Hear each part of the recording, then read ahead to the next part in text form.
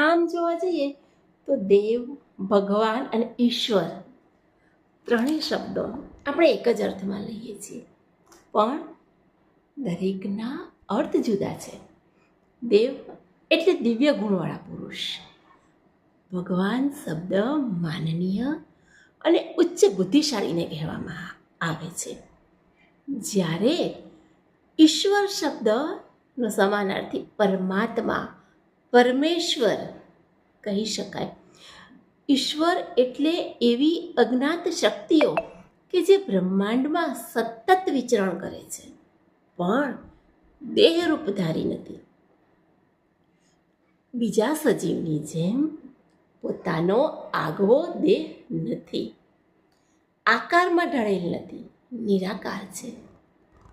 વેદ અને ઉપનિષદ અનુસાર જગત પહેલા અવ્યક્ત અવસ્થામાં હતું, પછીથી વ્યક્ત અવસ્થામાં આવ્યું. જગત વ્યક્ત અવસ્થામાં આવેલ છે એનું કારણ, એનો પુરાવો માત્ર ને માત્ર ઈશ્વરનું હોવાપણું છે. ઈશ્વરની, પરમાત્માની હાજરી છે.